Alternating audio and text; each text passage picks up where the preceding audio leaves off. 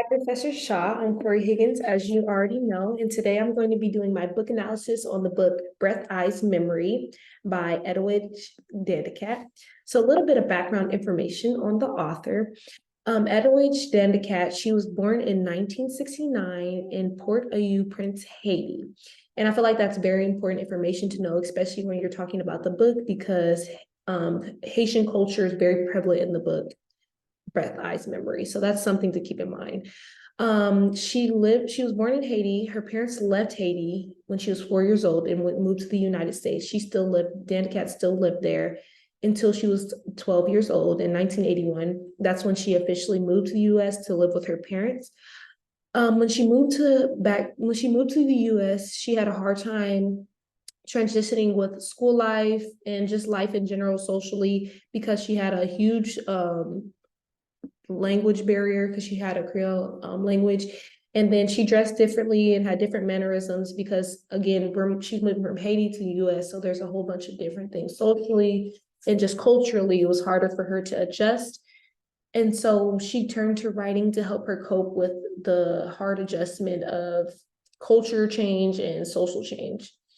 So with this, she stuck to her writing, and she actually ended up graduating from Barnard College in New York with a BA in French literature. And her parents weren't really as supportive of her writing. They wanted her to have a career in medicine because, medicine is such a highlighted field that they wanted her to partake in, but she stuck to her writing, and that's where she got her BA at. And then in 1993, she received her MFA degree at Brown University in Rhode Island. So Dandicat was in school for a very long time. She was a very hardworking writer, and she made sure that she stuck to what she knew and like stuff that helped her feel more comfortable, which was writing. And so she actually ended up writing Breath, Ice, Memory in 1994 after she got her degree from Brown University. And so when she got her degree, she used that and she wrote her book. Now, a brief description on the book and a little bit of summary. So the book, it talks about a girl named Sophie Cacao and like her family and her interactions through the beginning, middle, and towards the present end of her life. And so the book opens up the description of a small town, including Haitian culture and like different things that Sophie experienced, which again, I feel like is super important to know about the author, is that Dandicat is also a Haitian woman. So a lot of the mannerisms and things that she put within the book were off of her personal experience, which I feel like was very imperative to talk about. And so it says, it's basically, honestly, the book Breath, Eyes, Memory is kind of a reflection of Dandicat's life because her parents left her in Haiti when she was younger, and then she moved to live with them, but she'd rather have stayed in the time. And also a very important thing to mention is that during this time in Haiti, when the time of the book took place, it was a lot of protests going on, which we'll talk about in a little bit. But here's a brief video on the book and why it's important.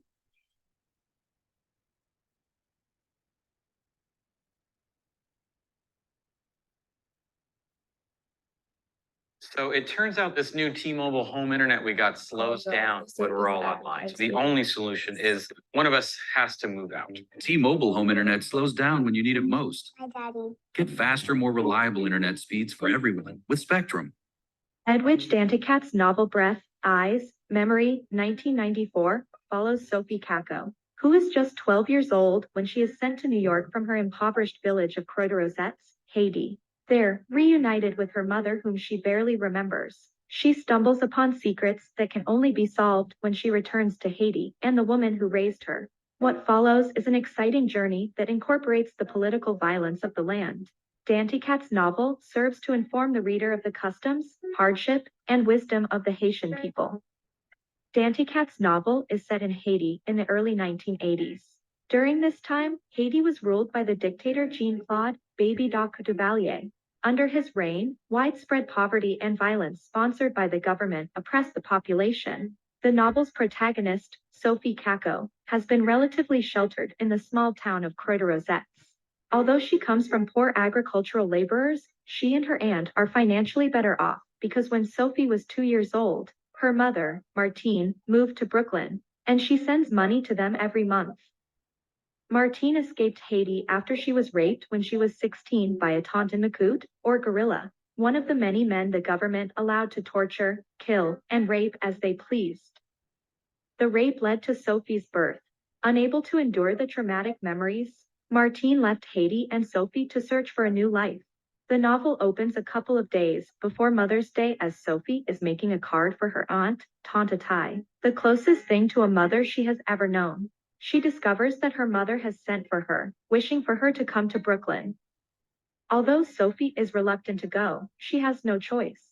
Atai tells Sophie that her mother only wishes her the best, and if she goes to the United States and becomes educated, she could help her entire family. As they head to the airport, Sophie and Atai witness a demonstration. Students are fighting soldiers and government officials, an army truck is in flames, and soldiers are firing bullets and tear gas at demonstrators.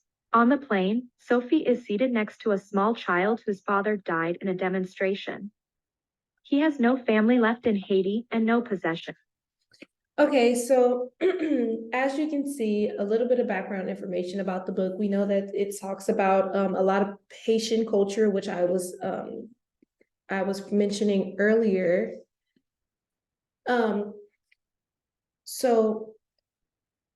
Excuse me.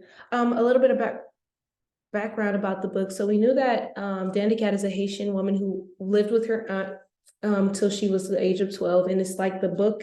It was like a reflection of her life, which I feel like is very interesting. It's like an autobiography, but she also made it non-personal, which I feel like was very interesting. And so I'm going to talk about the social and historical relevance of the book to today's society. So I feel like the first thing is generational trauma. As you know, you heard that Dandicat's mother, not Dandicat, Sophie within the book, her mother was raped.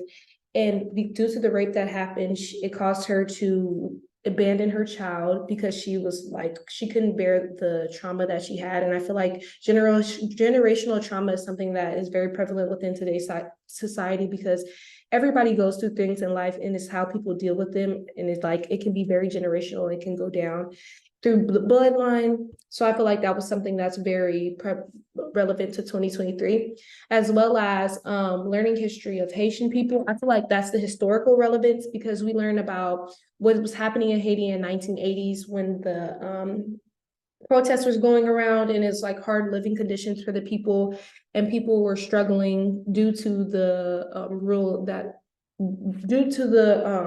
that they were under. And something that I did add was the breath represents vitality, eyes represents witnessing, and memory represents a duty of carrying the past forward into the future. I feel like it's important to incorporate that for the simple fact that when we're talking about the book and like Dandicat herself, we see that she's reflecting her life, her past, and like incorporating into her writing and like witnessing the like she's witnessing everything that's going on around her and how it affects her. So I feel like that's like important to just people personally, again, socially, like people being aware of what's going on in the past, present, and the future. Now, why I chose the book. So when I talked to my Professor Shaw in class, I asked which book had the most drama.